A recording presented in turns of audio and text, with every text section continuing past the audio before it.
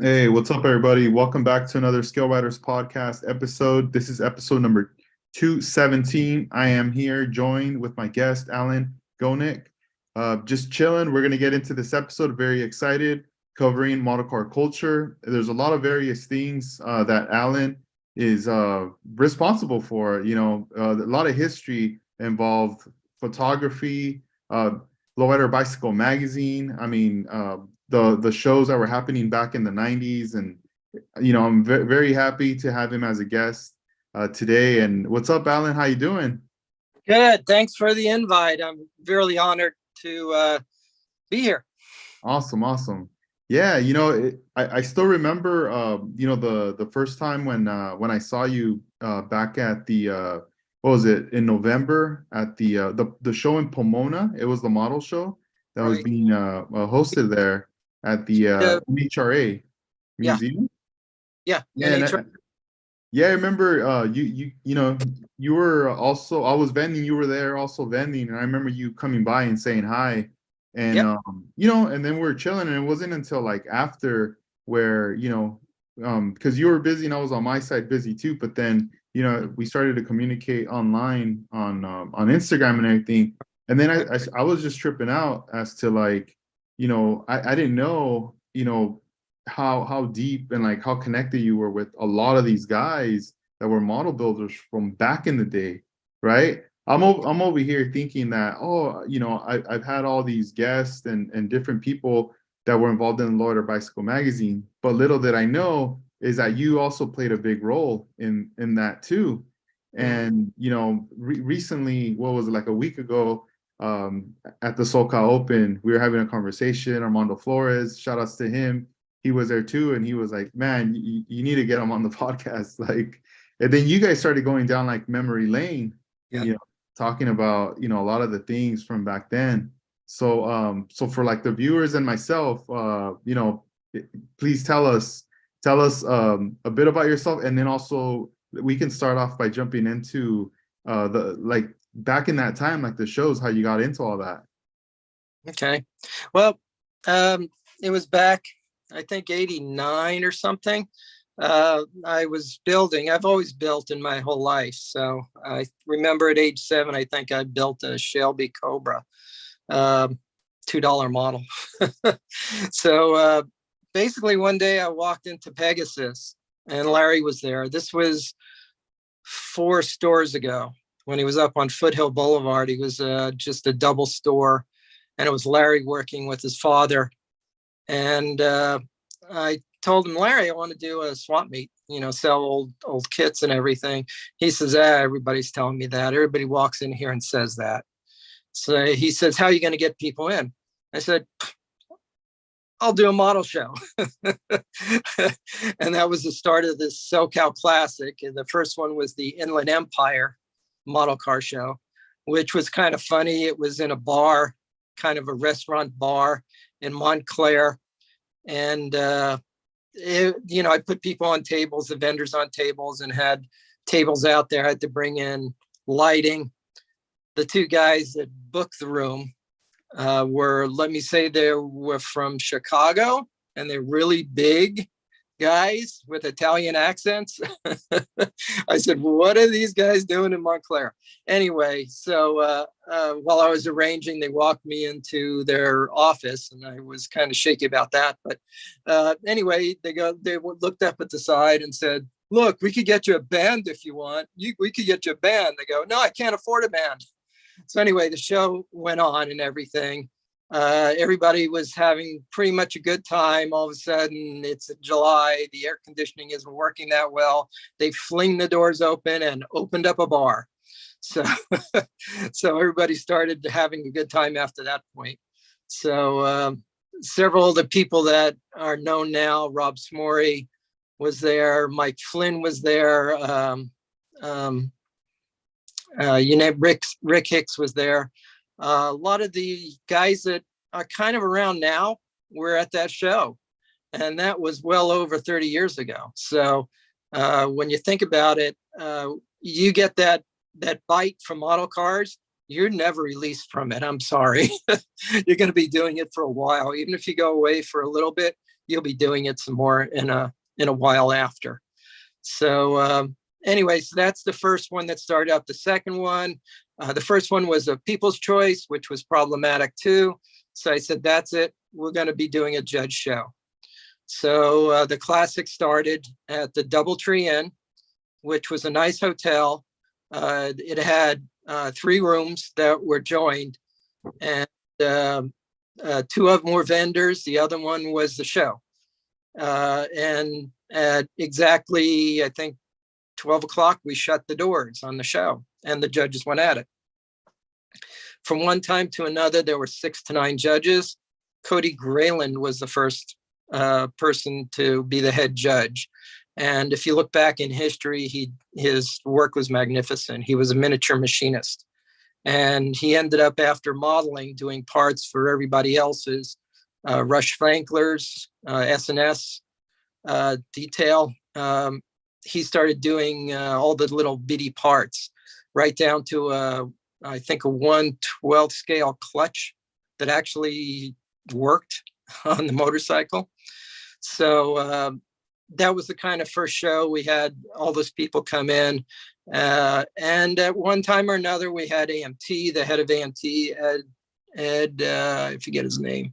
Anyway, he walked in and he saw the whole show and everything, and started sending model kits the next years after that and everything. We had 3 magazines: Lowrider, Plastic Fanatics, and Scale Auto was there. I think it was Scale Auto at the time.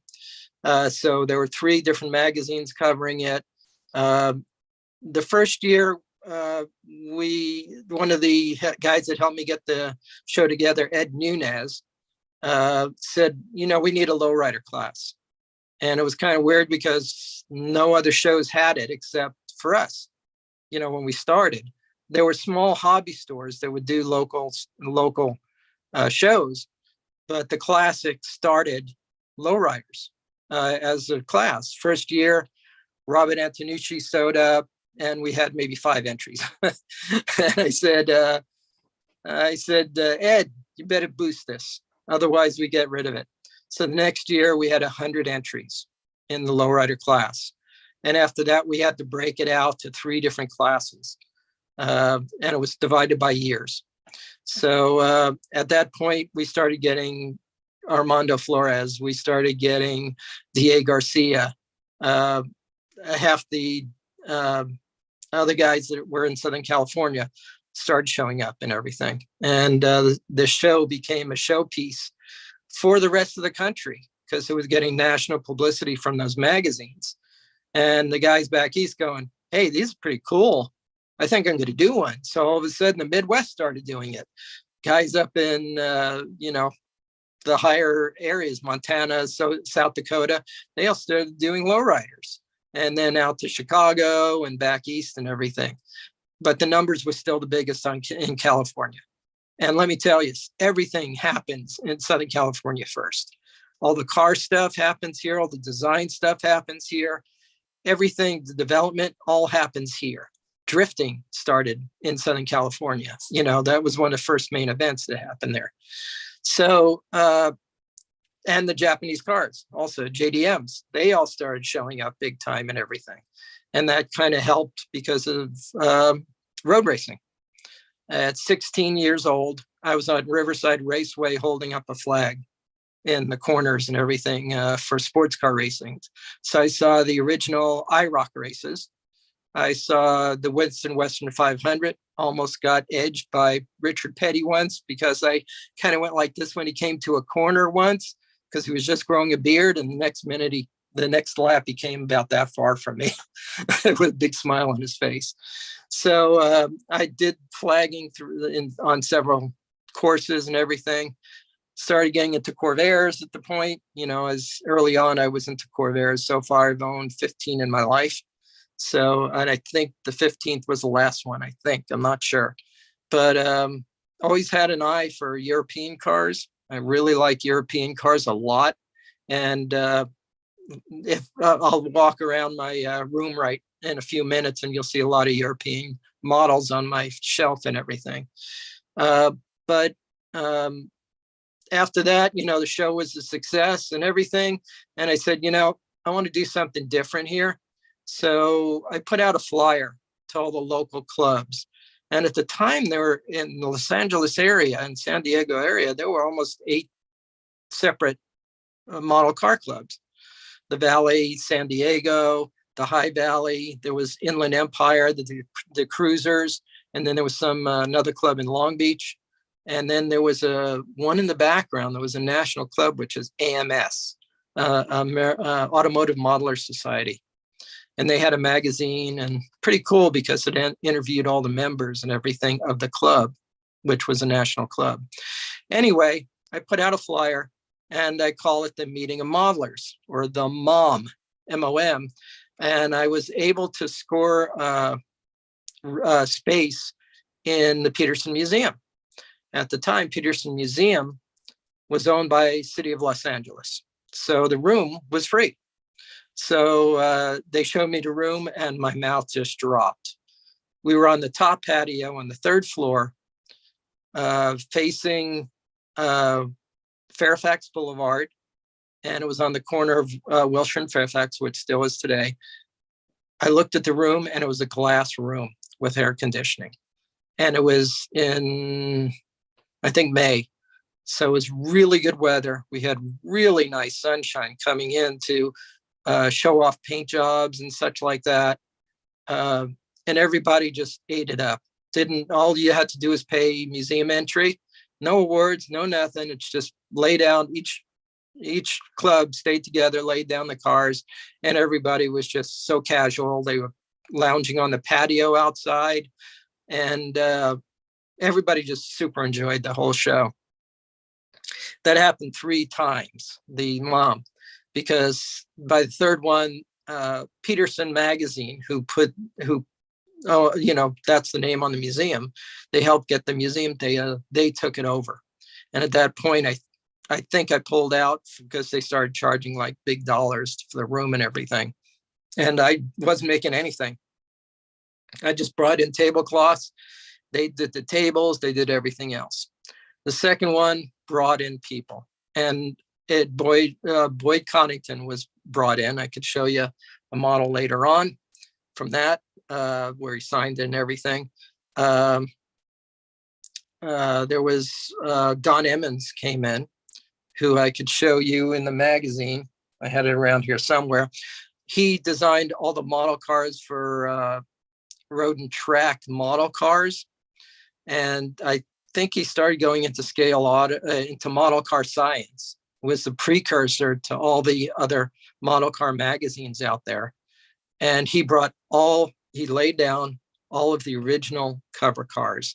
And by that time, they were probably 15, 16 years old, and they were spotless, and they looked just like the cover. There was no dust anywhere, nothing. So a little side story to that. Don Emmons told me at the show, because I told him that I like Corvairs. He said, I had the Man from U.N.C.L.E. car along with, what's the other one? I forget the name of it, but it's the drag racing car. And they were on a trailer together. They reissued the kit recently. And he tells a story that AMT called him because he used to build the prototypes for AMT and design some stuff for AMT, along with Bud Anderson, who's the guy in the center, right next to a guy named Jack Davis to his right. Bud Anderson was the cat from AMT, which you see on all the labels and everything on the brand new Stage 2 stuff. Anyway, he said, yeah, I said, Jared, if you want to park the car in the driveway, in my driveway for a few days, that's fine, no problem. So he told me after 3 months, I gave AMT a call. They said, okay, we'll come down and get it. After 6 months, he gave a call. Okay, we'll come down and get it. He said after a year, the cars just disappeared. So I don't know what happened to it. So the original Man from U.N.C.L.E. car, which Gene Winfield designed, and the Piranha, sorry, that's it. My brain doesn't work that fast. And the Piranha, they were gone. So who knows what happened to them. and they recently popped up somewhere on the high desert and everything, restored and everything. And they were in Peterson Museum. They were fun, funny enough. Anyway, so the mom happened 3 times, and by the 3rd time, the word started getting around, and we started getting a lot of very notable people from the Peterson publications, which was Gun and Ammo, Road and Track, Motor Trend. They were all, that's all their magazines and everything. So we saw some of the high up guys there. So Leslie Peterson, I think. No, Leslie, I can't remember his name, but he's the assistant curator at the time. He came from San Diego Museum, and he's currently the curator for the museum now. I said, Leslie, can we get some guys to go downstairs? And he said, sure, get some guys together. And that was the vault, what they call the vault now. But back then, nobody got in. It was a work area. So it was a very rare thing to get into the vault. And we saw a lot of stuff in there that you wouldn't believe. Yeah, Leslie called me up later on and said, I need some custom cars for the LA County Auto Show.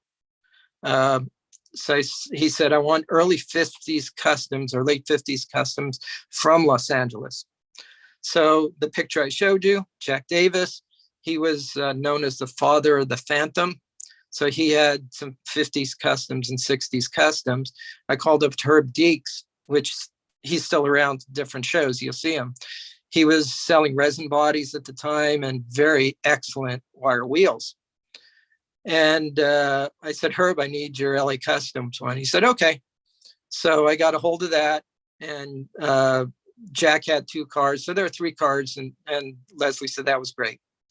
So I don't know if anybody's gone to the Peterson before. There used to be a garage with an MG and a Studebaker wagon in it for years. So this was, Leslie rolls up in that Studebaker wagon. And I said, Leslie, that part of the collection? He goes, yeah, but we take it out to drive it so it stays good. So that's, I don't know if you know the Studebaker Lark wagons. They had pushback roofs. So the station wagon back of it had no roof on it. So in essence, it's a pickup truck. But he drove that one down there. And later on, it sat in the museum for years and years. So that was the end of the mom chapter. But at the same time, the day after the first mom, I had a swap meet in Ontario. And everybody go, how are you going to do that? I said, well, it's on the rails, no problem. So we had the first swap meet, and somebody said, hey, look, the mayor of Ontario is here, because it was held in Ontario. He was, his brother ran the IPMS in Chino Airport. So both of them walked in, and they were just buying kits left and right and everything. So I did, I think, about 5 swap meets. And then, the Peterson the mom was running out and everything. And so I started going with the Classic. And I wasn't building anything because I was too busy. So that's what happens when you start a hobby business like that. All of a sudden, you get busy enough, and you can't have time to build or anything. So it was hard for me to build and everything, which is okay. I never went into my own contest, which I felt was kind of it was not a good thing for the promoter to be in their own contest. Even though I had no part of judging or anything, I still wouldn't do it. I said I wouldn't do it. And we established in that show sweeps. We had no sweep rule, which means nobody could win every award in a class. So that way the awards were distributed between people and everything. I created, instead of table cards, I created like little flags so you could see it from across the room where the classes were. The awards were different a few times a year. I think the first one, I have one up here. Sorry, let me go up here real quick and get it down. Things are falling apart around here. So this was the first award. First awards were trophies, excuse me. And these were the second trophies. Dang, those are clean, man. They look so dope. Yeah, nobody did plastic at the time. And that's another one. So that had the Classic logo on it. This one had the black base, so you can see the year 92, and this was 93. It said first, so that's the first is 93. So that was the SoCal Classic and everything. And then the awards, we did different kind of awards. I don't have the clear one here, I don't think, but we did a clear plaque, and they were three-dimensional. We would put a engraving on the front, and in back would be like a vinyl sticker, and it would have the year, and each class would be a different, each award level would be a different color and everything. So I want it to be different. I just didn't want to give those old trophies away and everything. So this is plastic for a plastic show, and it's very specific. Everybody knew what the awards look like. So anyway, that's how the Classic went on, and that led me into writing for Lowrider Bicycle Magazine. Nathan came up to me and says, well, you know, you hold this contest and you learned a lot about lowriders and the people that are building the lowriders and such like that. So I'm looking for a kids magazine. Would you like to write? I said, what kind of articles do you want me to write? He said, well, you know, we could use some tech articles. So I started writing the tech articles. It's kind of funny, years later, I'm sitting outside of a small place called Taco King in Upland, California, and a 49 Merc pulls up outside. It was completely sectioned, channeled. You know, the whole roof was just cut and everything. And I started talking to the guy. He was a young guy, probably in his late 20s, mid 20s. He said, yeah, man, I read those magazines. I just read each page till they just wore out. And I'm going, wow, did I have that impression on somebody? You know, start cutting up stuff like that and everything like that. So that was a big woo for me, you know, see that end up that way. And now you see all the same guys who were teenagers at the show, at the Classic, show up, and now they're the OGs. Right. Yeah. On the show, all three of them and everything back then. It is crazy though, the tech articles and just the, you know, the magazine, it definitely did have an impact for a lot of people when they got their hands on it. I mean, I still remember being in junior high and getting my hands on the book, and then, you know, further on until I started high school, and just like flipping through the pages, you know. And I didn't start from like issue number one. Like I started like towards the middle, you know, of the run of the issues when I started getting them. But whatever I could get in my hands, to me, that was like gold, you know. I just like cherished these magazines, kept them, would just daydream and just stare at these pages, you know, because you would look at the photos from the contest and then also photos from the featured cars. And the ones that were featured, you know, on some of them, the pictures were blown up kind of big where it would take up the whole like page. So I would just be staring at that, trying to figure out like what's being used, like how did they do that? And when you got to the section of the tech of the tips, you realize, oh, cool, they're giving me an insight as to what I need to do to, you know, take my model to that next step. And yeah, man, like anytime I speak with people that have these magazines, it's the same. Like we just, you know, reminisce, we geek out on it, and it's just a lot of good things that came out of that. Yeah, I kept a binder of everything. So there's, you know, I just have them in order and everything. This one has a centerfold in it, and it's featuring, I think it's Armando's Las Vegas car. I don't know if you've seen that, but that's the Vegas car that he did. And I think I did one of the big articles in this. Yeah, there it is, Putty This. And all these photos were done here in the garage where I'm sitting with analog camera, the old DLSR. So that's film in a studio setting. I took my own models and used them in the background, the ones I bought and everything. At the time, Pegasus was really Mike Flynn and Rick Hicks was there, and they would give me parts to show off and everything in the magazine too. And that was like the newer stuff and everything. And then I built, I think the Chevy, when the Chevy came out, I built that. And I did one called an Easy Lowrider. And it was what the snap together Chrysler LeBaron, I think it is, or one of those convertible. And all I did was buy some Pegasus wheels, slap it on there with white walls. And for the black windshield, the surrounds, I showed using a black marker, to fill it in, a permanent marker.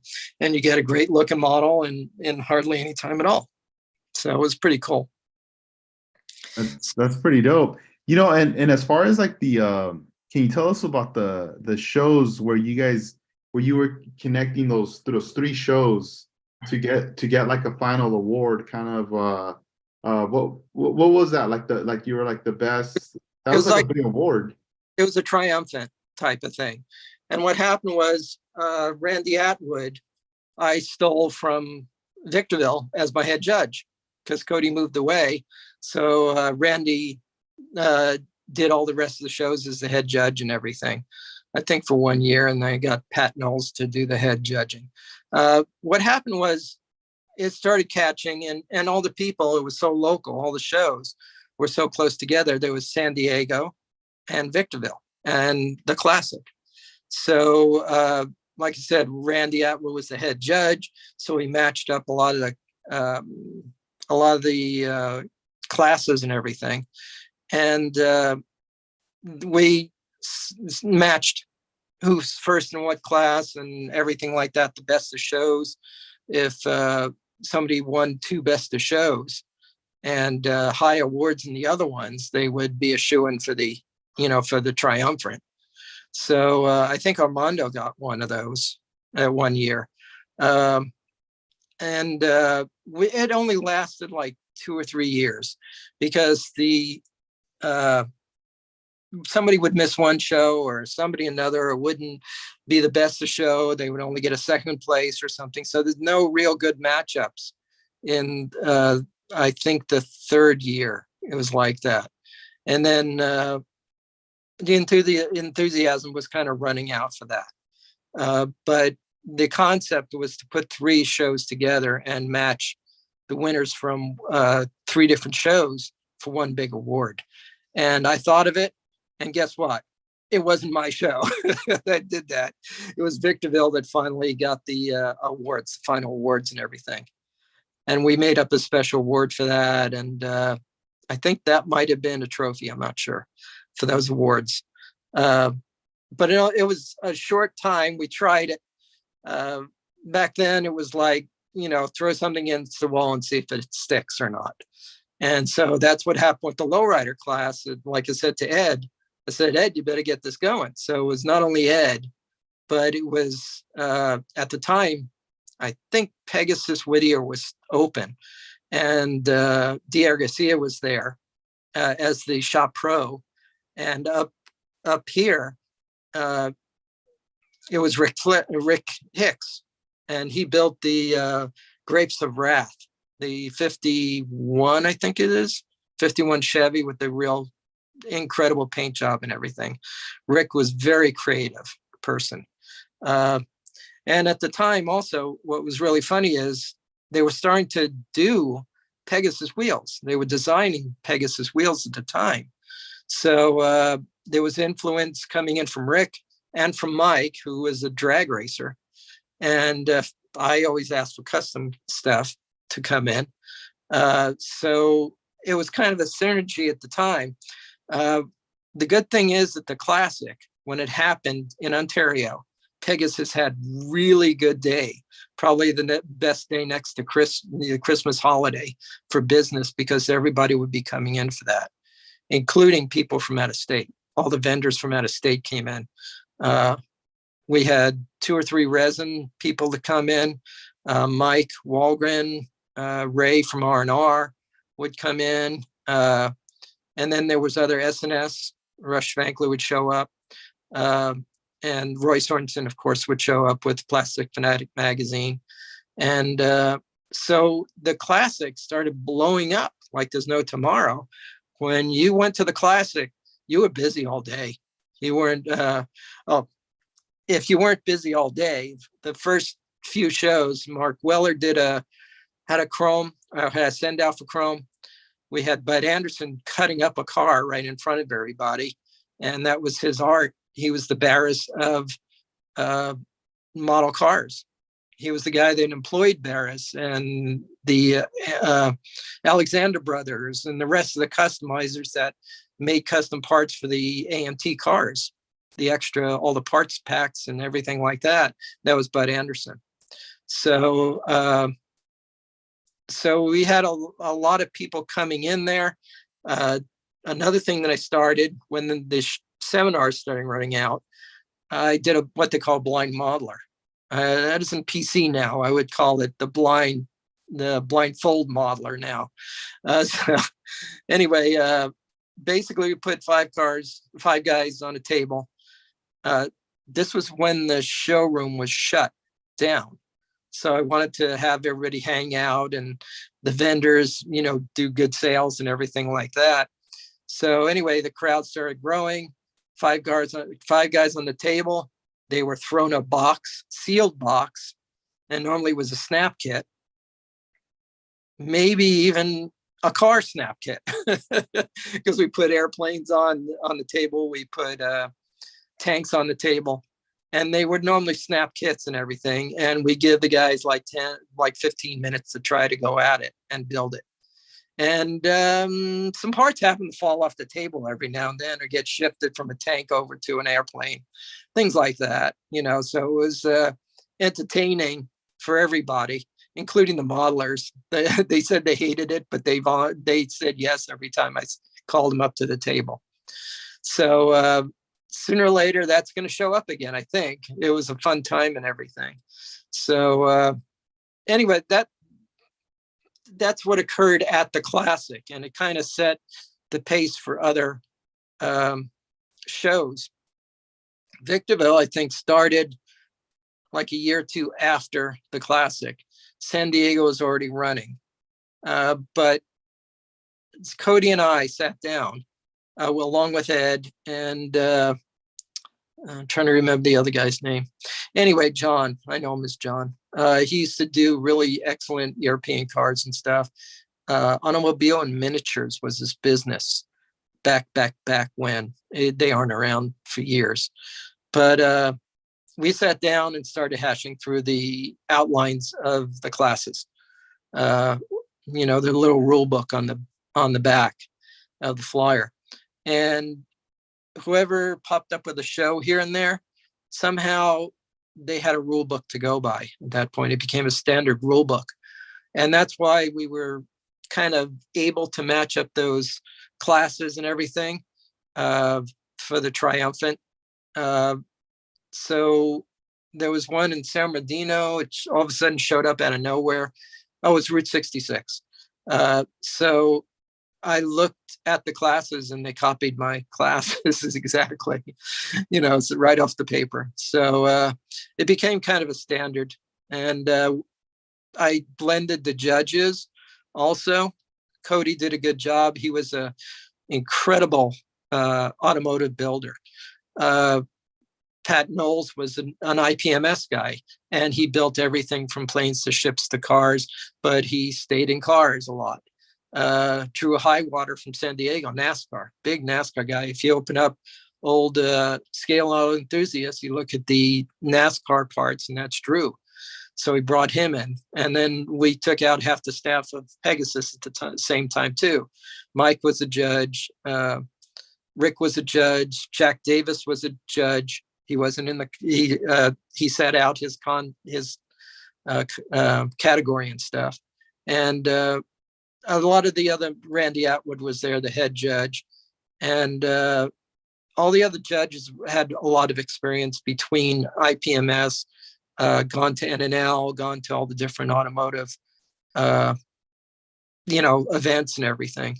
So we had a good standard set of judges that were not just based in automotive and didn't just look at, oh, that's a good looking car. No, we had to look at the windshields, make sure the windshield didn't have any scuffs, the paint was clean. It was kind of factual because Jack was almost a walking encyclopedia. At one time he was running Fontana Raceway, the drag strip, and he worked for Hooker Headers. So he was a walking encyclopedia when, especially if street rods or 50s customs, he was he knew lowriders because they started way back in the 50s with lowrider cars, which were, lowered cars. They weren't lowriders. They didn't have the culture behind them, but they sat really low. So the technique of lowering a car happened all the way back then. Jack grew up in San Bernardino, and Bud Anderson ended up in San Bernardino too. After AMT, he came out to California, and I think it might have been Busy Bee was his hobby store. It wasn't called that, but then they sold it and it became Busy Bee. So when Bud showed up at the show, and he showed up every year, and he said, if I had a show, this would be it. So, and he did have one show in Buena Park that just kind of flopped a little bit because of the way it's put together and everything. But he came out to that show and he really enjoyed it a lot. So, Ed O'Neill, that's who I was thinking of from AMT. I joke at work that I have a 32-bit brain, and all the other guys have 64-bit brains. They get access quicker. Yeah. I had a question for you regarding like machine parts. When modelers, at that time started introducing small machine parts into their builds, was that something that was like a huge game changer, like just headed in another direction when you guys started seeing that? Oh, first machine stuff really started coming out was aluminum. I think Mass machined aluminum scale or something. They're still available, I think. The metal came out were rims, and some of them were 1-part rims, some of them were 2-part rims, and finally ended up being 3-part rims. Basically, the outside of the rim that was deep, then a pattern for the wheel, and then the third one would come on the back. The third part would come on the back. And the problem is that at the time, nobody was really doing tires. So they were doing rims that would fit the tires that the model car companies made. So after a while, they go, wait a second, we want better tires. And all of a sudden, better tires came out after that, either resin cast or I think there's a technique of the same thing you do with resin, you do with rubber instead of with the resin. And that way you get the rubber tires. And those are available now. And now I don't know if they're printed in rubber yet, but I think they might have the ability to print in rubber. But what started coming out too was not so much machine parts.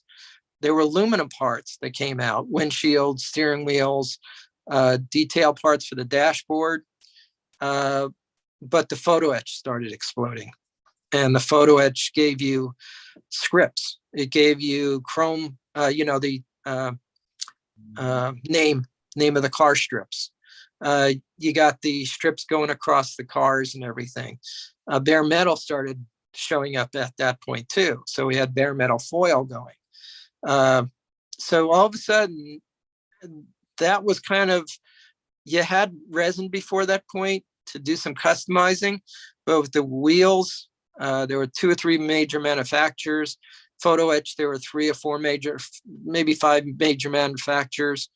Rush Fankler was one of them. R&D Unique did white metal, a cast hot white metal that, in fact, let me do this. I don't know if I could get it real well on this. I don't know. I'll try to do a focus there. I don't know. Could you see it any good? But that's a white cast metal carburetor. So that was available at the time. And you can see there's a lot of super detail. By the way, I don't know if you know the old trick about the gas filter. It's an electronic resistor. and it looks, you have an orange band to it, and it looks like it's full of fuel. So there was a lot of this stuff. Oh, the alternator on that was white metal also. So a lot of stuff started coming out. The dashboard, I don't know if you could see it or not. I don't know if the lighting's good enough, but there's it's like a photo etch. I don't know if you can see it, but photo etch dashboard started coming out. I think this also had like wheels, photo etched disc brakes to it. So the headers I made with solder. So that's solid solder. So they started coming out with all these detailed parts, the brakes, everything else. Again, the wires were there, and they're getting better scale wires and assorted colors and everything. So until that point, I don't know if anybody saw the older cars used thread for the spark plug wires. There was no wire out there for it. So all of a sudden it just exploded. That was the machine parts were just the something that naturally occurred at the time in pursuit of better detail and better looking cars. And it ended up the cars popped off the table right off the bat, with the wheels and everything on it. So I had a 44 that I sectioned and chopped, and I had a set of wheels on it that were okay, some Japanese wheels that I put the Ford hubcap on it. But then I bought a set of those aluminum wheels, and it just popped right off the table at that point. So Mark Weller kind of had a drop mouth when he saw it, because all the work that was done on the car, the paint job, and that all combined and everything.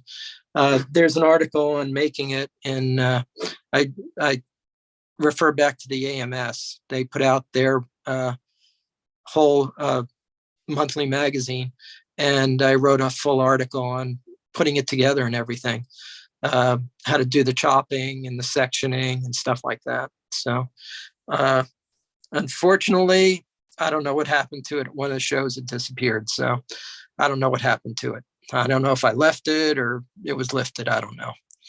So anyway, should I go on with my show? Yeah. I want to. I know earlier, for those that are watching right now, Alan was showing me his room, and it was really cool. It was really cool to see. So he's gonna flip the camera around. He's gonna show us around the room and tell us. Before I do that, let me do this. This is some of that was D.A. Garcia's artwork. He used to do it for the show, and it's just incredible. And that was one of them. Then this is my artwork for a slot car track that I did. And this was another one. I don't have any other pieces except this one of one that David did. And it's absolutely beautiful, the colors and everything else. So that's early David Garcia right there. So anyway, let me flip this around, and I'm going to get away from a little bit of a mess here before you do that. And here goes. So anyway, there's a wall of shame. I designed that for a Corvair club because I was, like I said, I was big into Corvairs and everything. So, and there's my license plate, Alan Gonick, all gone. And some other little stuff up there. I got a bag over there, which everybody would probably die for. Oops. It's like 65 air cleaners and stuff from Skylarks, the rectangular one with the sides to it and everything. Whoops, sorry about that. And there is from the mom, that's Boyd's signature. He was there with the car at the time. So anyway, go across here. That's another one of Froggy's illustrations right there, or D.A. Garcia now. There's all the different buttons from, that's the Peterson show, the mom. N and L way back when. Those were my show, Planes of Fame, and there's GSL. And I worked on something called the Tomcat at Northrop at the time too. And the Gordini. If you don't know, that's an Italian car. It's a Fiat. And there's the Cruising Nationals. That's from this weekend is coming the Santa Maria, and originally in Paso Robles. So up there, honorable mention from Mark Gustafson Car Model Magazine. I could show you the magazine in a few minutes, or the car in a few minutes. And that's a Studebaker that I silk screened. I silk screened for years. I was a printer for years. All the different West Coast. That's from Victorville, Copper State. That was Arizona. Cactus Classic from Arizona. That's IPMS, a Fiat that I did. It ended up being in the Peterson Museum for a while. It sat there and I go, I wonder if I'm ever going to get that back. So this is a really cool award, the shape of the state and everything, Arizona. Model Rama, SoCal Model Rama. That was a show before my show and before everybody else's show. That was one first show I went to. Semicon out of the box, that's IPMS. And that one's from Minicon, which is IPMS in Orange County. So anyway, slot car stuff. I race slot cars too. And what? Let's look at this instead. That's a food dehydrator that I used on the Aluma Coupe to dry it. The Aluma Coupe was done with testers and enamels, and I put it in there and would dry within an hour, enough that I could lay down the other coats. I'll show you that when we swing back. Some parts from past Badgers and other stuff. There's another Badger, some old cars in a case that are dusty. And then here we go up. Going to get to the collection. I got that also from an old hobby store at one time. And here comes the collection stuff. Let me zoom out. That's a Corvair fan, by the way. So don't look at that helicopter. No. Don't look at that, because you won't see it again till I put it on the table. But anyway, so you got that sitting there. And there's the donor car for it right there. Then there's other little things down here too hiding. I don't know what they are. That's looks like a Corvair station wagon that I have. It's resin. I bought that originally from New Jersey. Got that from an auction somewhere. It's an old Ford control car. I cut up a lot of Volkswagen buses at one time or another. So the auto transporter, which is up there, all rusted out, right down to dirt on the wheels and stuff like that. And so these are all filled with parts. These are all my parts boxes now. They're very big boxes. That's why I kept them. Ooh, the Testy Baker. And this one I showed Nathan, and he kind of really liked it a lot, which is this right here. That's a very cool looking car. Anyway, so there's all the other stuff going up there. Tamiya Lotus. That would be a Tamiya Alpha, and Hellers, all Heller kits. And I like Citron TCVs. So this one is a very special one. It has, you can make it into an early 2CV, which had a Ripley hood, and it had resin fillers in it too. So it has resin parts to it. So that was sitting at Pegasus for $11. So, and it's almost a complete kit with the bicycle and everything else. Going over to the 170s up there. And I owned a truck like that at one time or another. The Borden's is really cool. It's a C cab, and a Carnegie. I have several kind of playful roofs with that one. And then I've just been collecting some old stuff from the 80s and stuff like that. An SVO, Fiero, the Avanti. I always liked the Avanti, never built it. Mustang 2. I want to do something really bad with that. Shalenko, 120 scale. I saw it, one of them, in the Roadster show. They had one in the Roadster show. And that's the only time I saw it. But he had a box like this sitting in the seat. Big 120 Porsche. You know these kits already, but here comes the stuff. See, there's the one I talked about earlier that disappeared from the driveway, was the Man from Uncle car, which is Corvette powered, and Gene Winfield designed it. And that is real 69. It has all the parts to it. And that's monster tires up there. This one's sealed because it's a true 67.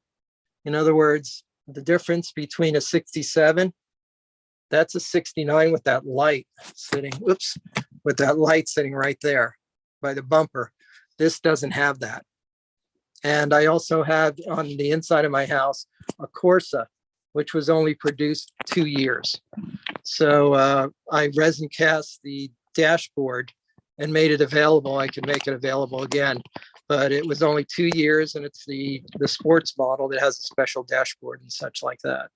So let me go down here, move this stuff out of the way.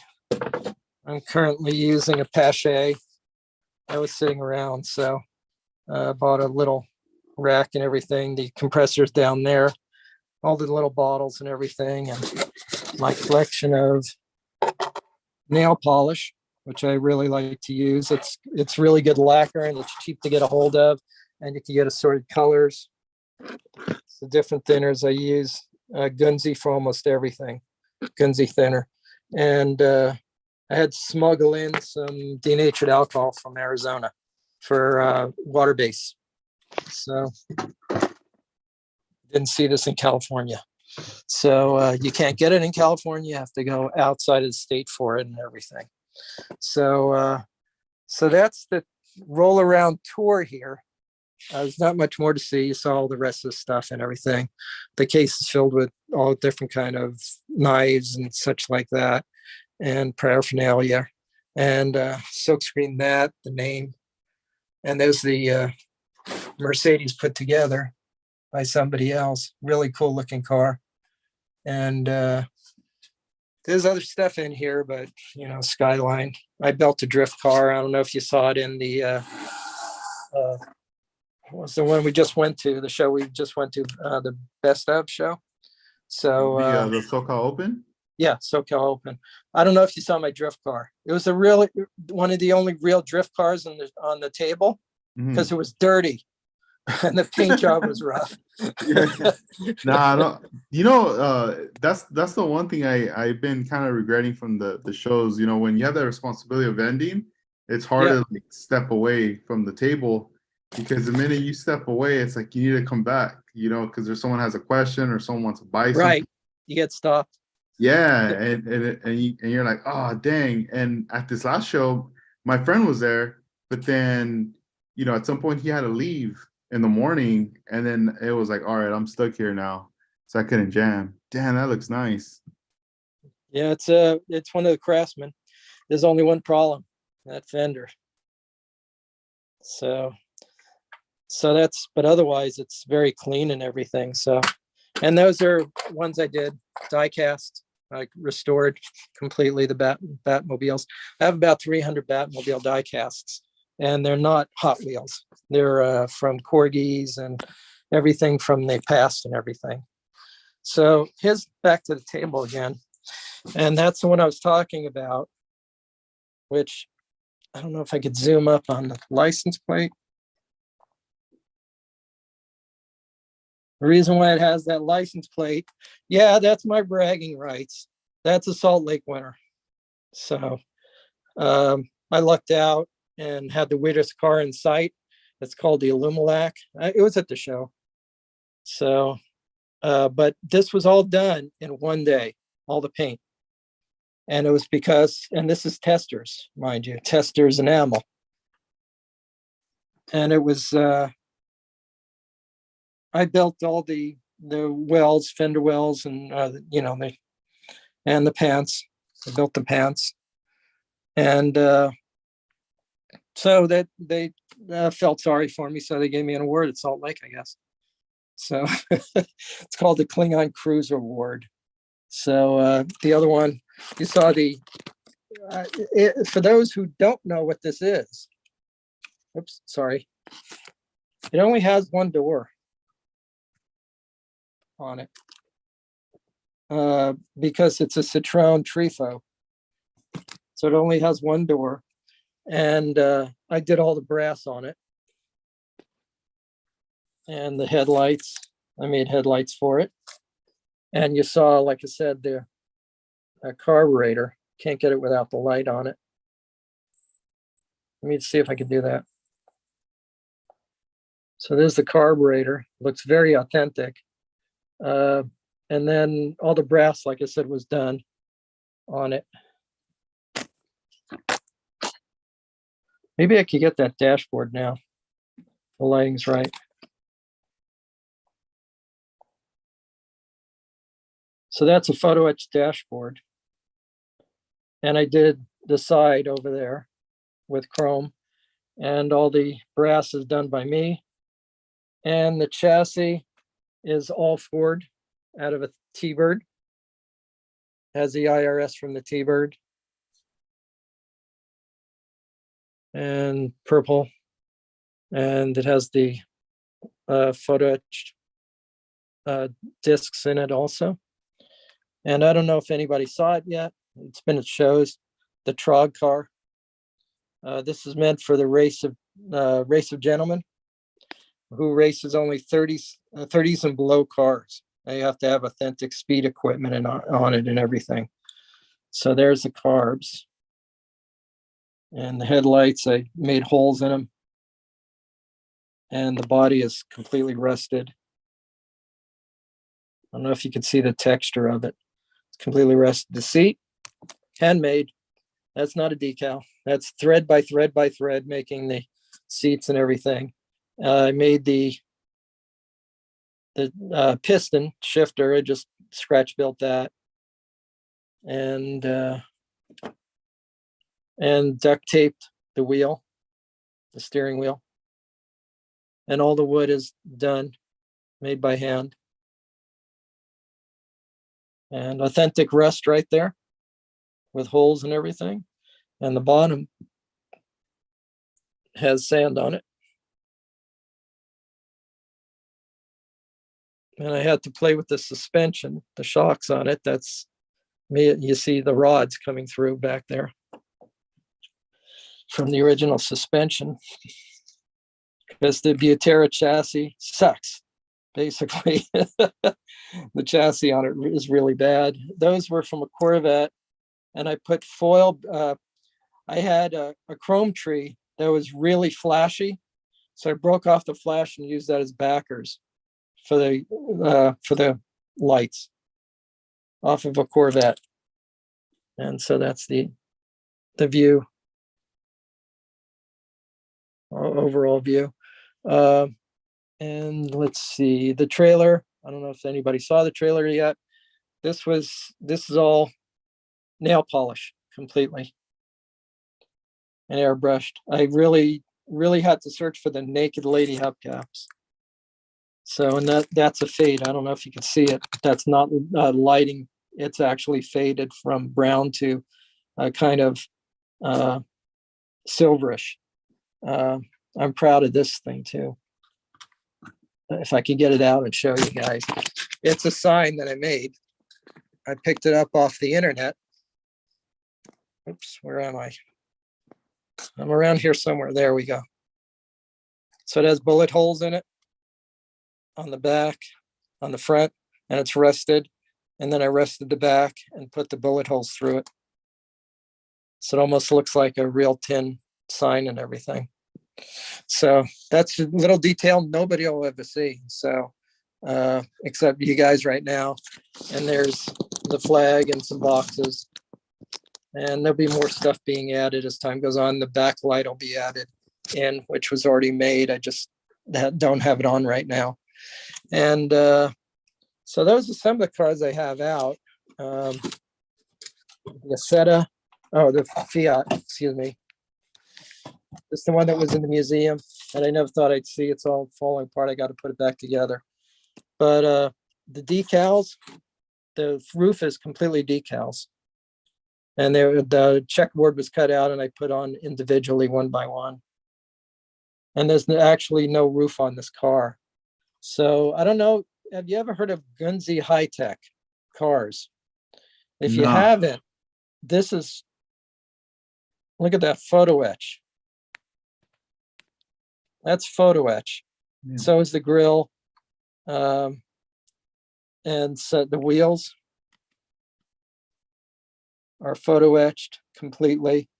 The engine isn't in it, but the engine was incredible. You could see this kind of a hangover there. I wish I had the engine. I think it might be in here, but it's white metal. Yeah, there it is. It's a white metal engine that they made.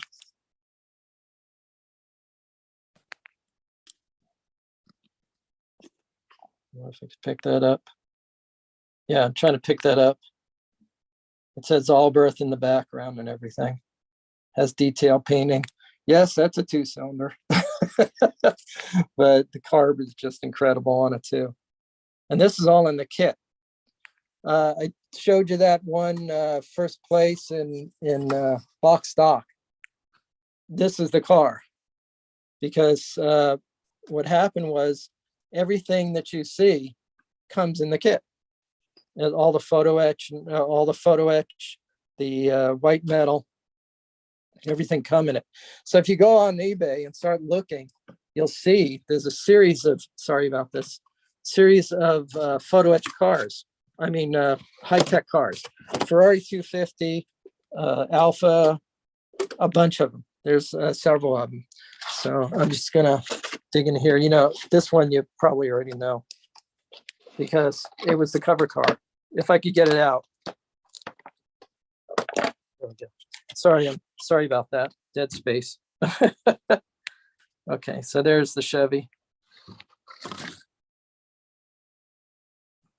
That was the cover car for the event, for this event.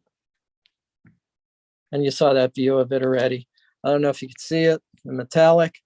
That's sprayed straight out of the Tamiya, is it Gunzi? Tamiya spray paint. They have a clear, trying to remember what it's called, but it comes with flake in it and everything like that.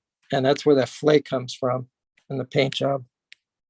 So when it comes to this, it was the whole blower, the aluminum, those aluminum tubes that I made. The blower did not exist on this. So I made all the whole housing for the blower, and the belts were a kit that came in. It does all aluminum belts, and the wires actually have wire combs on it. I don't know if you can see that. It's off to the side. On the one on the top, you could kind of see it on the right side. So what's special about this is, or what's weird about it, is that it's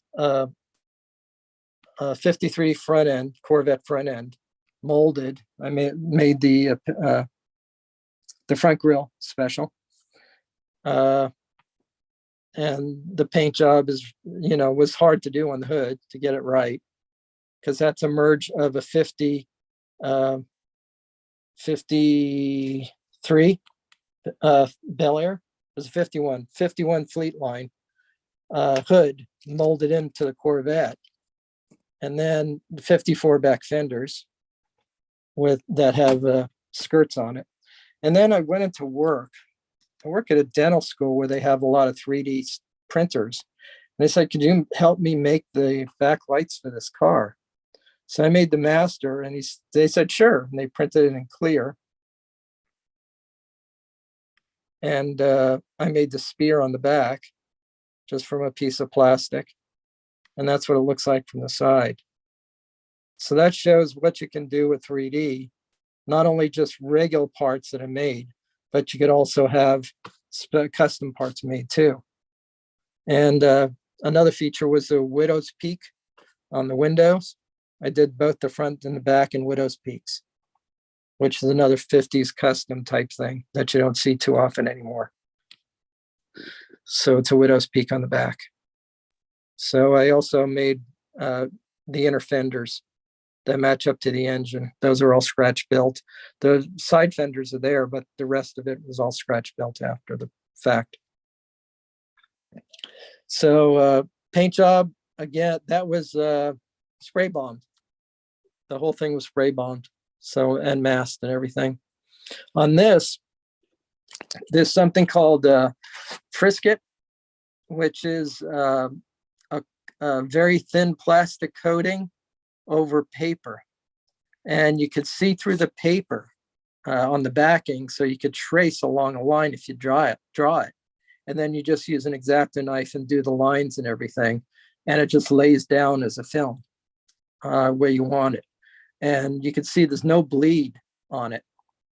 It's hard edges on that. So when you do it, in fact, it's very hard edge on that moon. The reason why the moon is shimmering, that was my first foray with in painting after years and years. And I was using nail polish with flake in it. The problem is, I wanted to smooth it down and you lose the shimmering when you do that. So, but it still retained a little bit of star specks on the moon.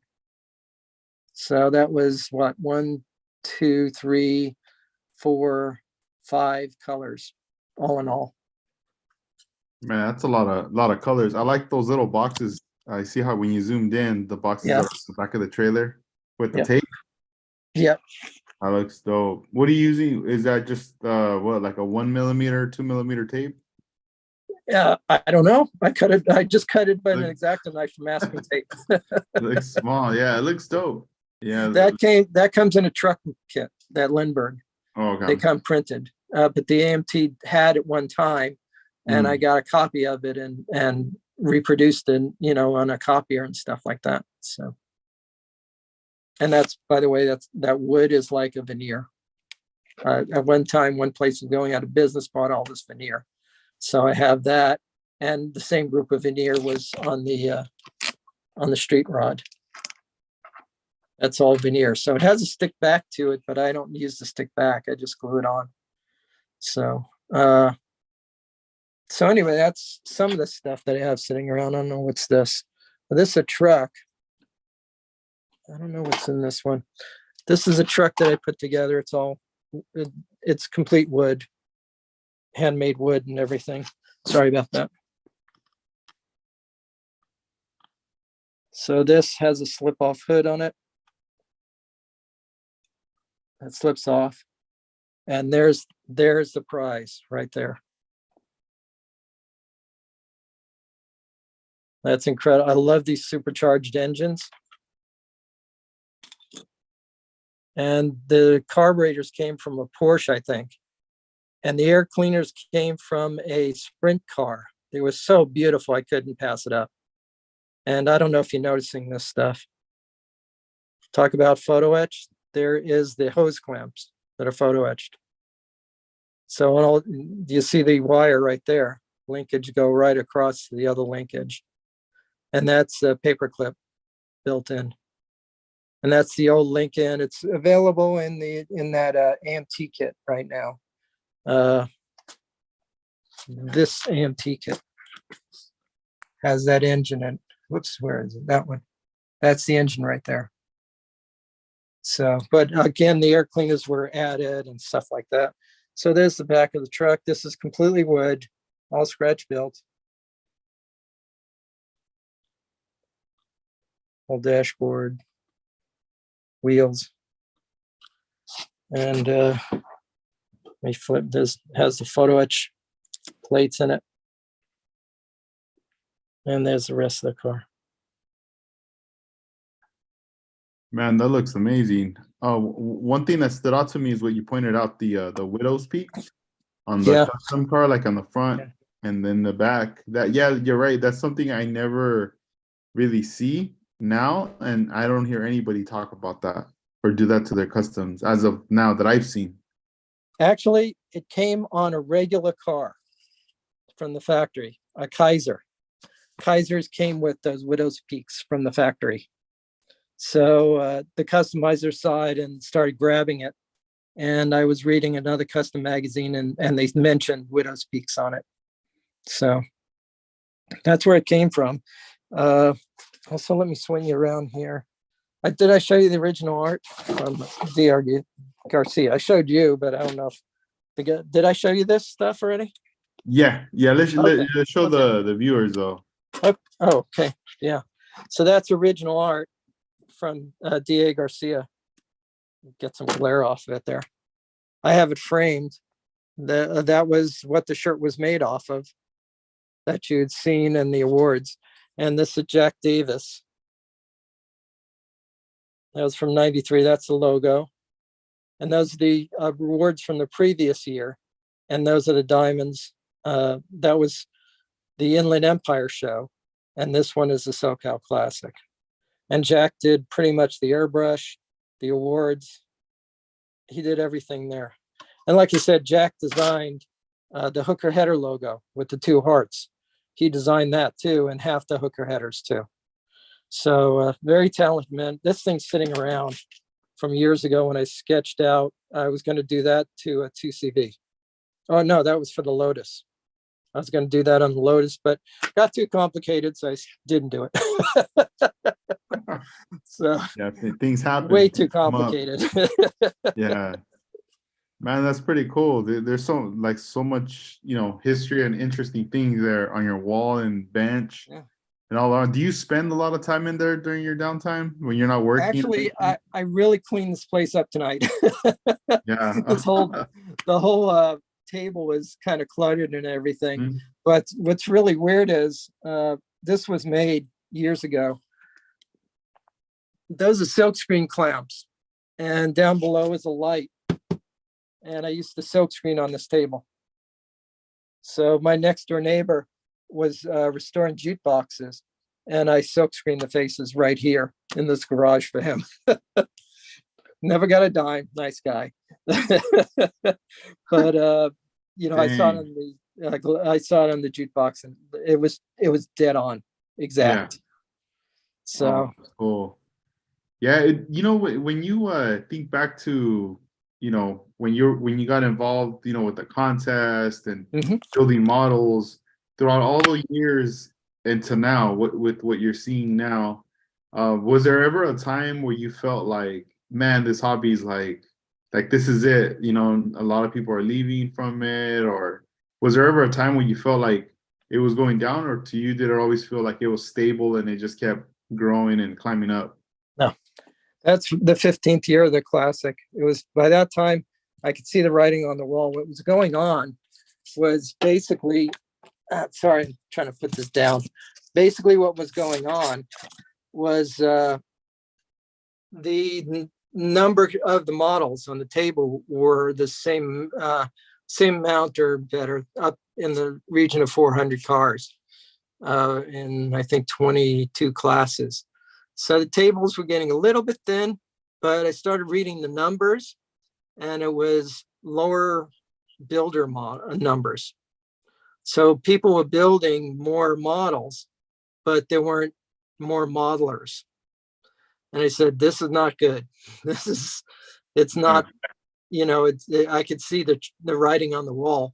First of all, it's back then and still to this day, the domination of the hobby is guys my age, because we did this as kids. We were, the US was industrial base.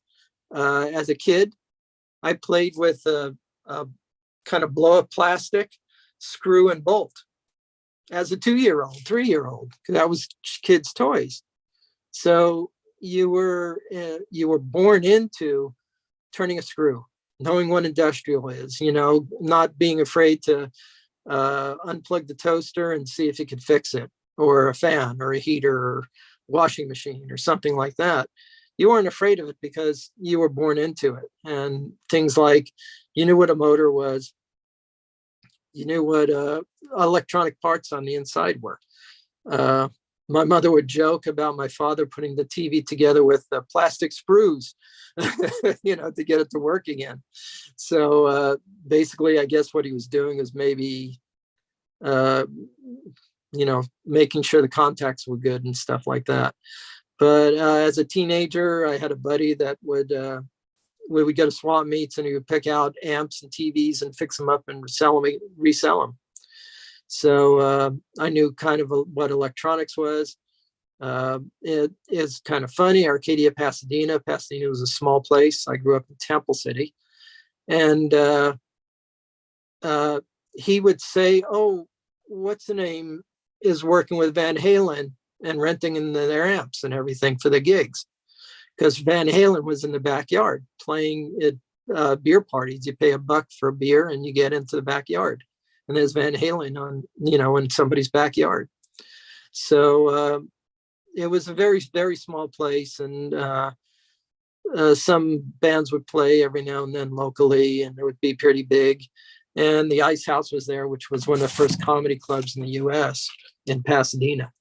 So anyway, back then, it was my generation. That was kind of what was happening. The young guys were coming in, the lowrider guys were the younger guys coming in. But the hot rods and everything are the older guys and everything. But now I see a lot of influx of new people and everything and younger people. And that'll keep the hobby going. Where will it go? We were bananas over engines. Look at the engines that I build, wiring and everything else. Question is, what will be next? You're going to start building electric cars and stuff like that, which will be more edging towards more style in a car rather than the mechanical ability of the car. You'll be worried about the design of the car. I don't like how they're going complete electric now. Almost, they're trying to get completely electric. I have a feeling there'll still be sports cars and there'll still be motors, but the Bugatti's gone.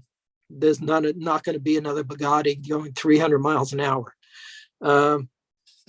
If it is, it's a one-off. It isn't a production car. So the generations do different things to different cars. Your generation are going into drifters and going into JDM cars, which again, JDM cars were a joke back then. It's just like, yeah, right. The only thing that had horsepower was Mazda. And you didn't see Skylines in the country. You didn't know what a Skyline was. The only cars you knew were Datsuns because of the 240Z and the 510.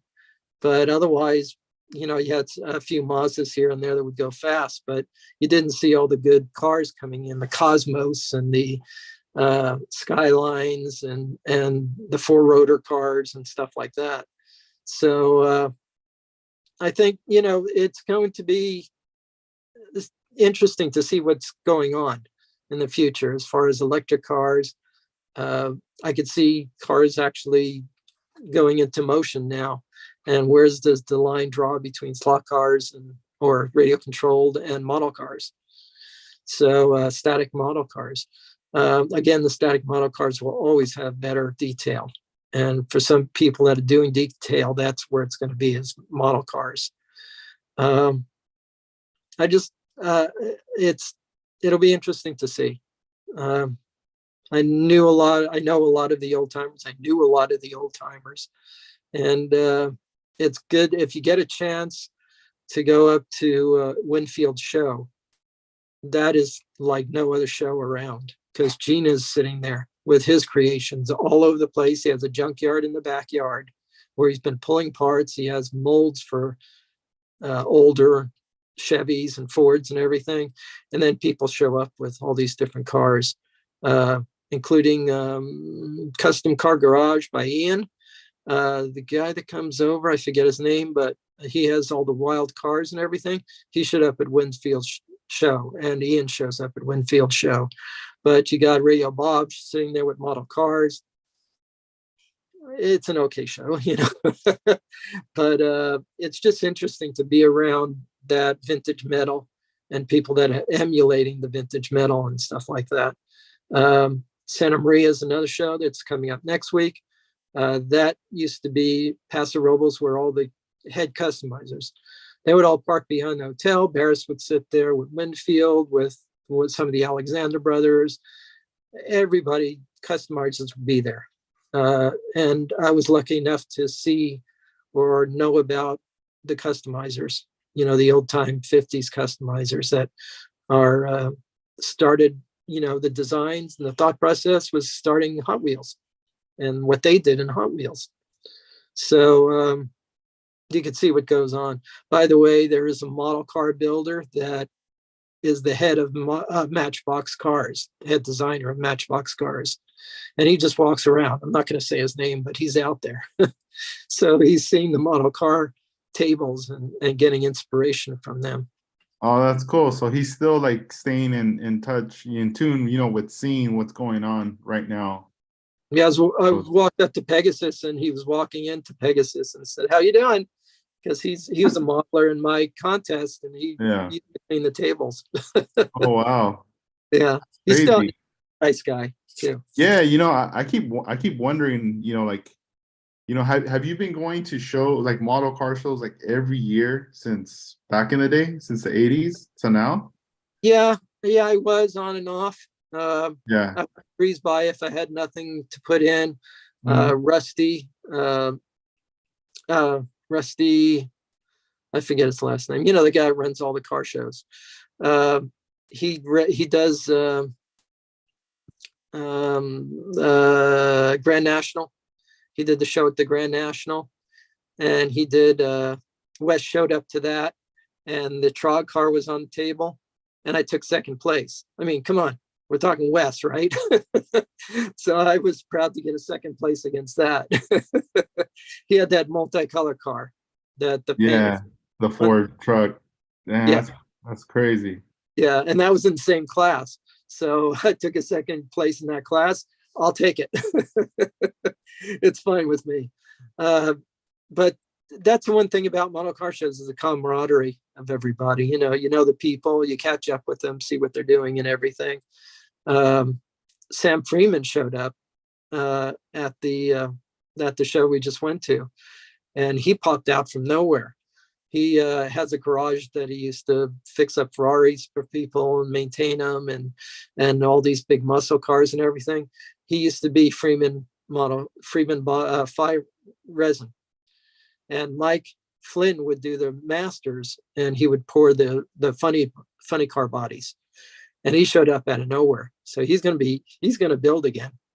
And when he builds, you'll see it on the table. No two ways about it. He's a really good builder. Excellent builder. And the rest of the builders, they're still out there. They're just in different parts of the country now. Rob Smorey's out there. Again, 32-bit brain. But a lot of them are out there, and they're still building. And I did visit model cars when Rusty did one in Ontario. I did that. His last, the Orange Empire, I think it was. I went to that one. And I took the drift car, I think. That was when I first put the drift car. So the drift car was put together 8-10 years ago. So maybe a little bit less. But anyway, I took that out there. It was just okay. Nobody knows what drifting was back then. I was going down to Adams Raceway in Riverside, which is a go-kart track. And they run amateur drifting out there. So I learned about drifting early on. Then I went up to Willow Springs, and they had it up on the patio at Willow Springs and the Horseshoe Mile.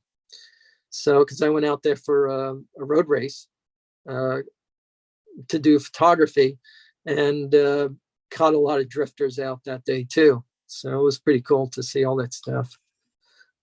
And it's really fun to see amateurs. Yeah, it's pretty cool. You know, I trip out because you're like you travel, like you go all over the place, especially in California. You know, earlier in the year I saw you at the N and L West. Mhm. You were out there, and then you're this weekend you're going to be up in Santa Maria. As I don't know about that. I uh, I'm getting afraid of traveling nowadays, to tell you the yeah, I mean truth. that's a drive because Yeah, are you still you're located like in LA County or in the Valley? Ontario, Ontario, Okay. uh, out by San Bernardino and Pomona. Yeah, so I So mean from there to Santa Maria, that's a longer drive you're it looking at, is. right? It is. Well, in past years, I took my son and we would co-drive because now he works at the airport on the weekend. He works swing shift. So we missed Benedict Castle this weekend and I should have gone out there. And that's a major customizer. It's like a concourse. And if you look it up, you'll see a lot of stars, a lot of the automotive stars show up there. And it's run by McGuire of McGuire Waxes. His daughter runs the show. And it's in a castle it was built like a castle in Riverside. And so they have the whole grounds around it are cars and everything. They bring out some major customizers out there. Another big show I really love, it's right in Chino, which is in my backyard, is the Friends of Steve McQueen show. And you see a line of bullet Mustangs. They have vintage trailers, the old 50s trailers and everything that are really cool. They have drag racing cars. There was a Porsche 917 there. There was, because he was, he made the movie, right? It says 917. At one time, they had his car and the Charger there at the same time. Normally, it's a movie theme every year. And last year, 2 years ago, it was the Steve McQueen affair. I mean, I forget the name of the movie. It was a something affair. And he drove 3 different cars, which was a Rolls Royce, a Ferrari, and a Corvair dune buggy in it. And all 3 cars were there. And his bikes are there normally. It's like a boys' town place. They rescue young men and everything and teach them skills and everything. And Steve McQueen came from there in, I think, the 40s. So that's a very cool show. Trog, the Trog car that I built, that's happening at least once a year now in a place called Flaybob Airport, where they're flying over dual wing airplanes and everything, the old biplanes overhead, while these cars are drag racing. The 20s and 30s cars are drag racing. Don't they do one like that in Santa Barbara? That was in Santa Barbara at one time. Okay. They gave up Santa Barbara. It was actually up in Pismo 2 years.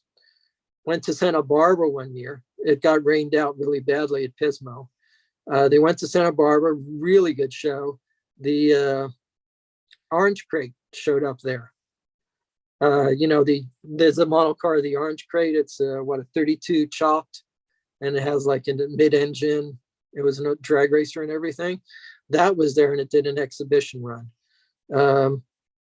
And the bikes were out there and everything else. Basically, they have somebody with a flag that jumps high in the air, normally a good-looking girl, and they drag race for an 1/8 mile, which, blinding speed. You're running flathead fours and flathead V8s.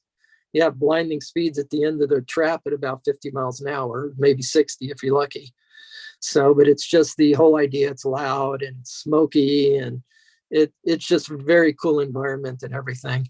I went to the first one to Flay Bob, and one guy walked up to me, started talking about the camera and everything. I've got to find out that he works for the government photographing all the aircraft. And this was his first time in a race, an event in California. And he says, I can't believe how sewn in the automotive culture is to Southern California. Southern California lives and breathes cars. And it's not just cars you see on the street, it's collector's cars, it's exotic cars, it's bikes, it's everything. He says, you don't see this around the country. This is only here that it happens, which I think is not the truth. I think Florida has a good amount of cars and collectors and everything else too. So as far as traveling, I try to stay kind of close to home. You know, not so, I haven't gone to Arizona in years, or Vegas. They have 2 Vegas shows in years. I heard the Vegas shows are really good. It's more of an IPMS show, but it's there's a club up there that really looks at it. I mentioned AMS. Wayne Halsey, who used to do a lot of the production and everything and keep the club together, he's in Vegas. I don't think he builds anymore, but he's probably shows up the show. And Arizona, I went to a few shows out there that were a kick. And now they have another big one out there too. The Cactus Classic is out there. And San Diego is coming up soon too. They're going to have it's, I think, meeting up with IPMS to do and then the San Diego guys do the club. San Diego club does the automotive judging or whatever. So, and then that was probably the furthest I went in a long time. Santa Maria, I hate missing it, to tell you the truth, because that's a show like no others. The best of the custom cars are out cruising on the main street on Friday night at Santa Maria. You could look at videos, you know, on YouTube and everything. And it's just incredible. It's just these custom cars, low riders, you know, street machines, everything just cruising together. And it's just a big party out there. Everybody's cruising. And the big thing was seeing Gene ride beside Ian, you know, coming down in their latest creations and everything side by side. So it's incredible to watch that. Again, it's hard to find hotels up there too. You got to get hotels 6 months in advance. I would stay in Lompoc instead and do the half-hour drive to get there. But it was worth every penny. And then you got the car show up there, and there's also a model car show up there. So so it's a treat. You know, I try to go to some of the best. I think I'm going to try to catch Cruising Fair Cure, because there is a model car show there too.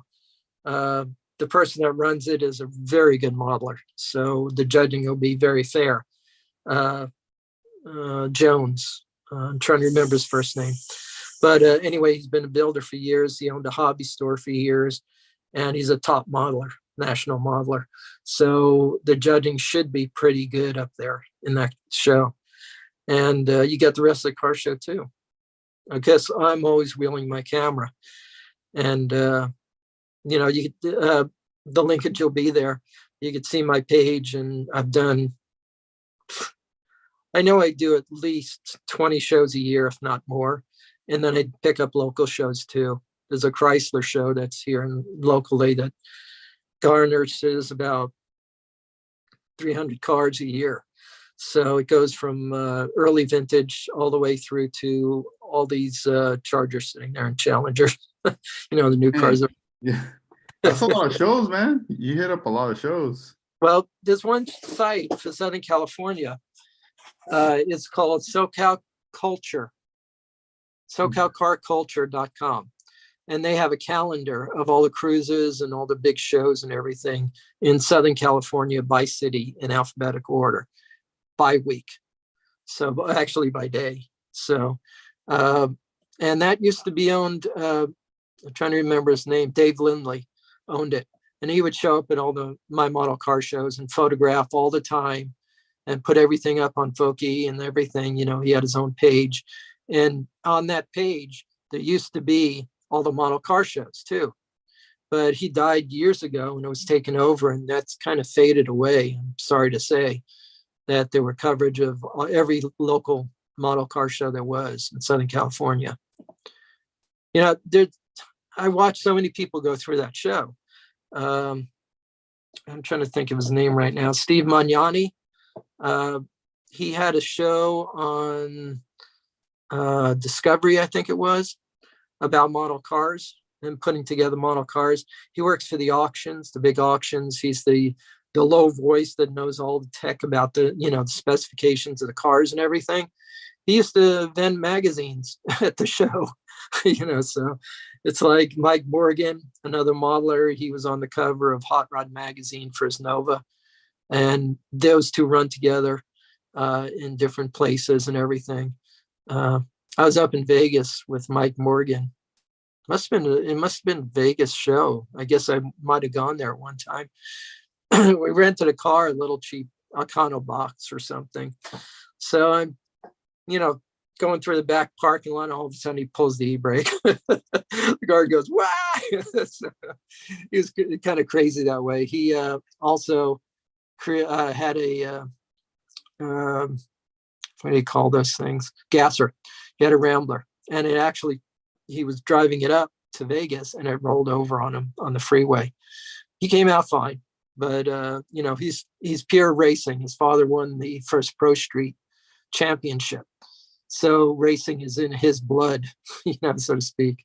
That's crazy that happened to him. Yeah. So there's also Jay Leno. Run across him every now and then. The weatherman, Dallas Raines. That was a shock.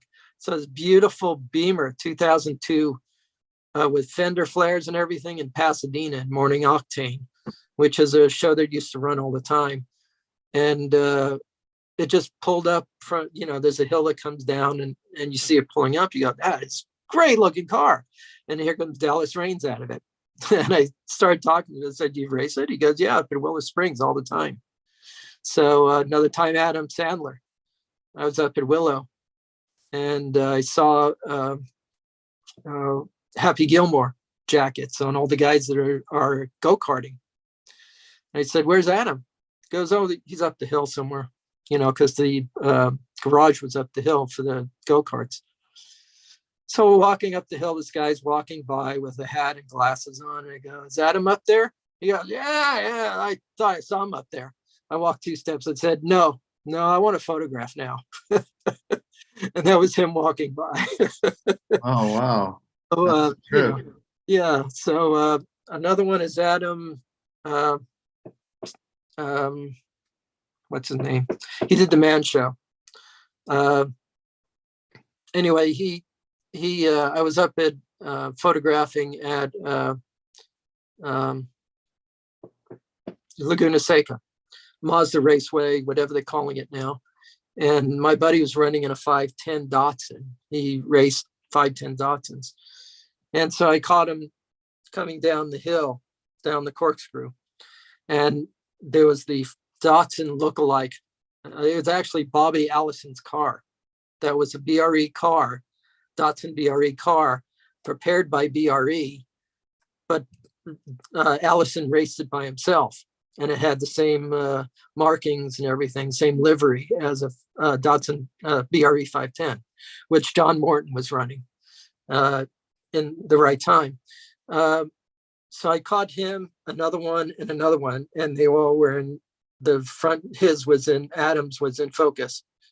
Then the other two, the guy behind him was one of the fastest guys in the 510, and then a third 510 coming down, and they were focused for the first car and then slightly blurred for the second and completely blurred for the third.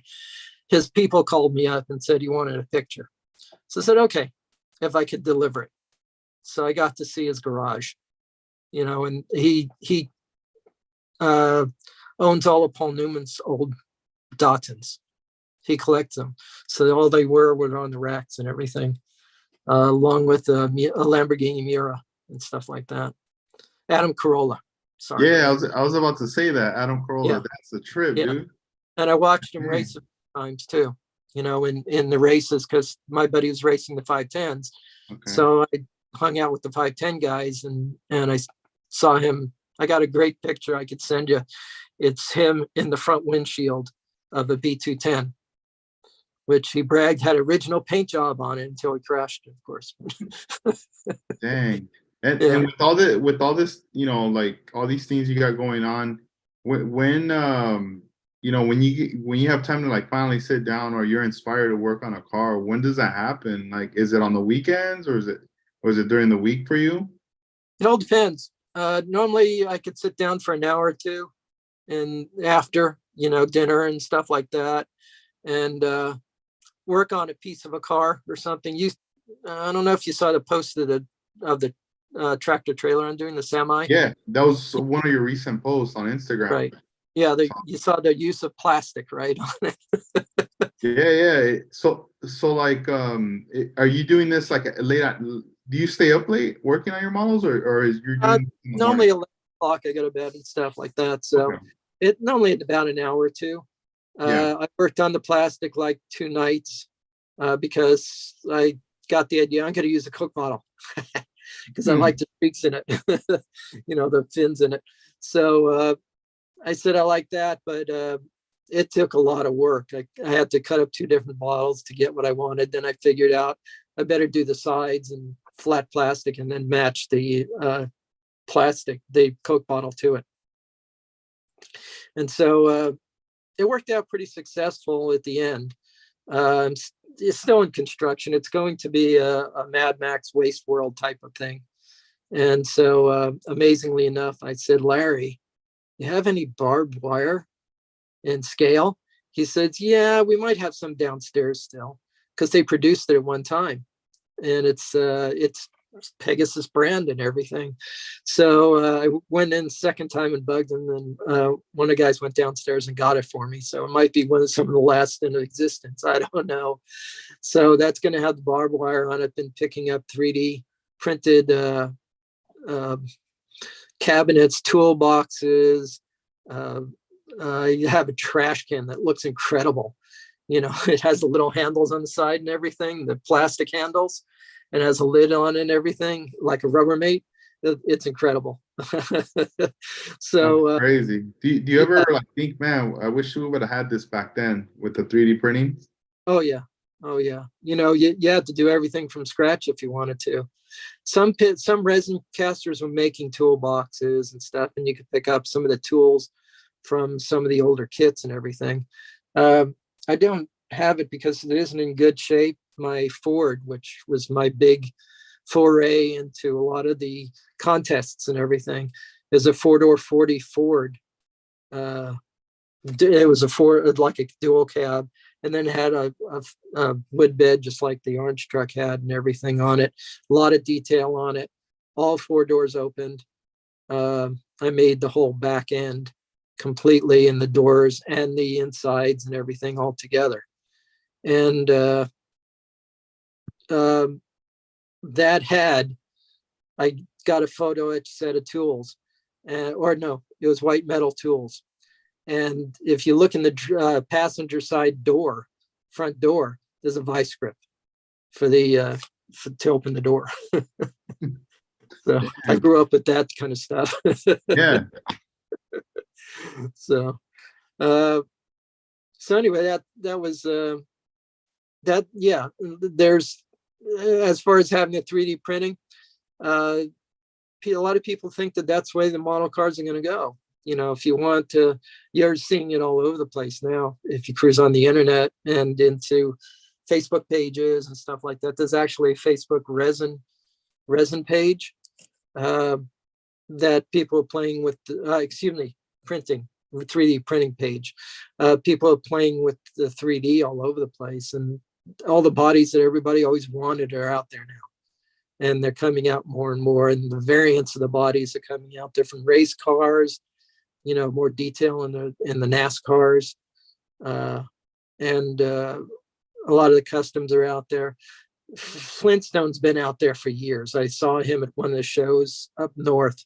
I think it was in the Cow Palace up in Oakland or something. I saw him up there and met him for a few minutes, because he's from back east. Uh, so it was kind of weird seeing, people that are out there now, and he got a good gig, with Ravel Monogram for a while.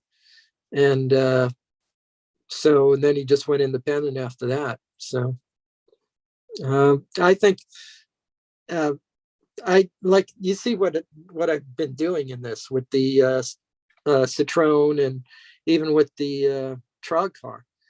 Uh, I just used to making it because it wasn't available. So I just say, oh, I can do that.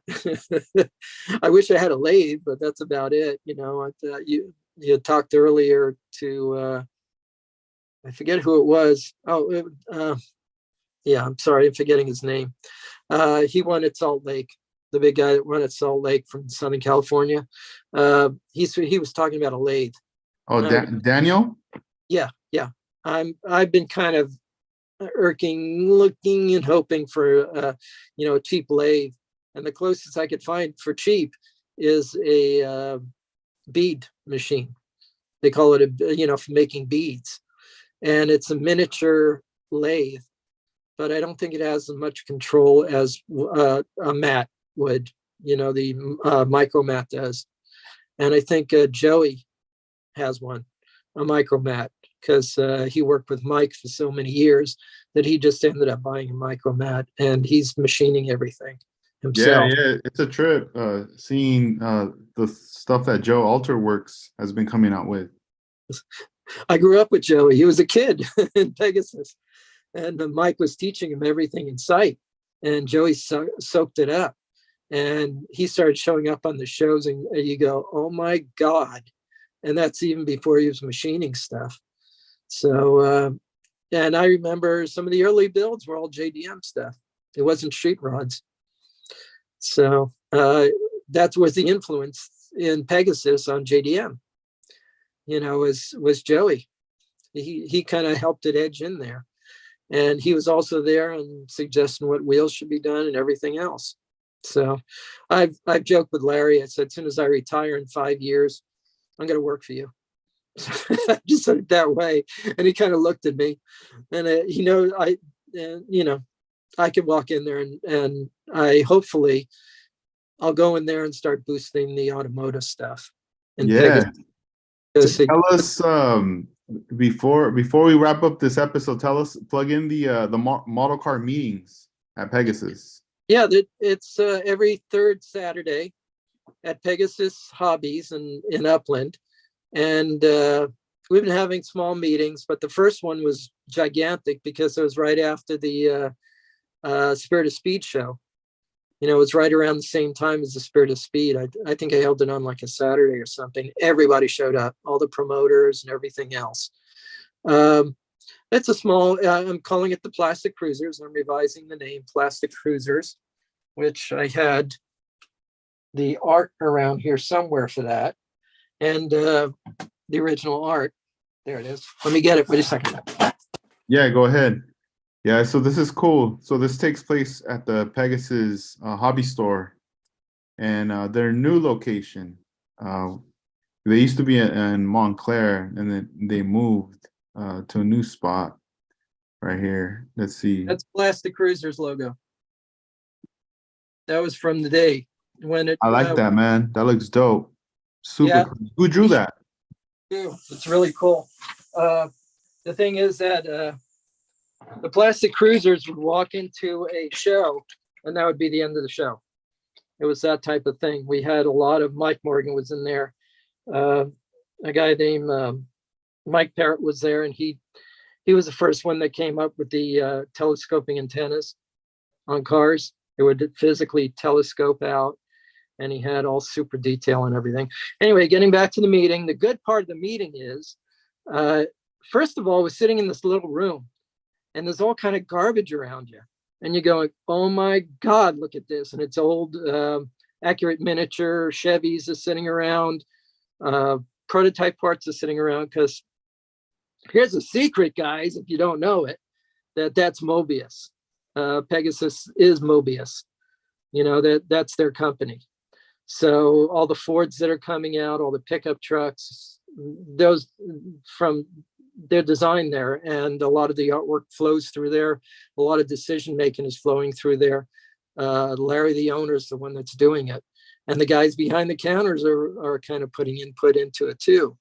So I could leak this. It's going to happen sooner or later. There's something called a Mercury F-150. For those who don't know, Ford did not make cars in Canada officially. So they had a Mercury. They didn't have a Ford F-150. They had a Mercury F-150. And that is being produced as we speak, so that's going to be out there. And I kind of nudged Larry and said, do you know what an Arcadian is? He goes, no, I never heard of Arcadian. And I showed him and I said, this is a 64 and 65 Arcadian. He says, wow. Because he already has a Nova kit. So it's just a grill modification that looks like a Ventura, more like a Pontiac front end, and a few chrome strips and everything. And I'm talking to him, trying to convince him that he can make a Canadian Nova now off his molds already, that he just has to do 2 modifications and some photo etch, and he probably hasn't made. So that's a non-official leak, but it's he has open ears, but it has to be really good reason why, to what he's doing. We were sitting around and he said, what do you think of this stuff? And I said, ooh, I want that grill for my truck. And that is a new tow truck coming out off the Ford F-150 that they'll have. And it's super detailed. He has like chains and hooks on it, like a tow truck would, like the old tow truck had. And the detail is incredible on it. It's crisp, and these are test shots, and it's very crisp, very nice.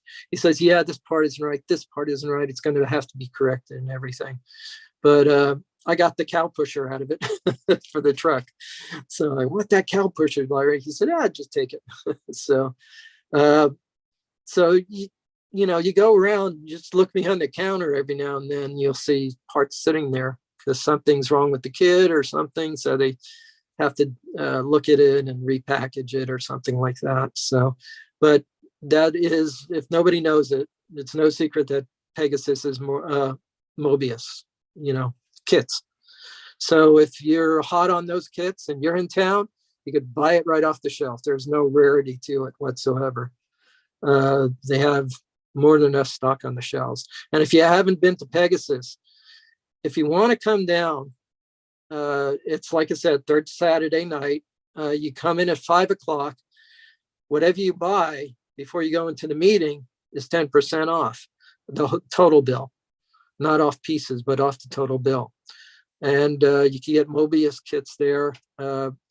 If you haven't been to Pegasus, you haven't been to a hobby store yet. They make every other hobby store look like a corner drugstore or a corner liquor store. There, your eyes will be popping. You'll just be looking at everything. They have almost every car that's made in stock. Any kind of JDM cars are there. Tamiya, Gunzi, Heller, Talieri. They have all that stuff on the shelf, and it could be vintage. If you look behind the counter, they have sliding boards. And the sliding boards have all the aftermarket stuff that they have from since Mike and Rick were there. They tried to get it in, but COVID, everything stopped at COVID almost. So now they're kind of restocking some other stuff and aftermarket stuff. And that hopefully when I get there, if I get there, that's what I'll be working on, is getting resin on the shelves and getting machine stuff in and getting printed stuff in, and anything I can custom that's different. Problem is it's budgetary. I'm going to say, Larry, how much of a budget do I have? How much could I get? And that's what it'll be. I hope to do that. That's what I told Larry. That's what I wanted to do. And he says, we don't have a car guy right now, so we really need a car guy. So, but if you had never been to Pegasus, and you have the opportunity to go even to one of the club meetings if you want, it's like no other shop you've seen. It's like going to what you dreamed of. As a kid, I grew up in New York, and I was luckily taken to a place called Polk's Hobby. I think it was in Manhattan. It was 5 stories of hobbies, and the third story was slot cars and another story was airplanes, another story was cars, another story was model railroads and everything. And it was just incredible just to see that capability of it. And since then, all the other hobby stores have died off, really. The big hobby stores, Hobby Shack is gone, really, Oh, well, yeah, Hobby Shack, right? It's Hobby Lobby is the one that took over, which is great to watch their sales too. They have discount sales and everything. They're really good. So, but otherwise the internet opens up everything.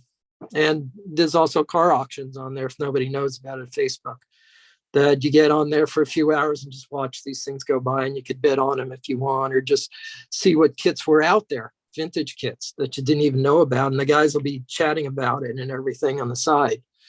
But they run up into money, because they're collector cars. So People start getting into those bid wars right there. yeah, they do. Believe me, I've been there. I bet. I said, "Oh, I want that," and all of a sudden, some guy bids another dollar over you, and you just go dollar per dollar, and finally say, "I'm done." Yeah, say I'm tapping out. That's it. Yeah, I don't like to spend over $20 or $30 on anything, so so I try to confine my pricing and everything. So, No, right on, man. No, that's cool. Well, hey, yeah, it was this was awesome. We got to do a follow up, because I feel like there's more history, more things I could talk all night.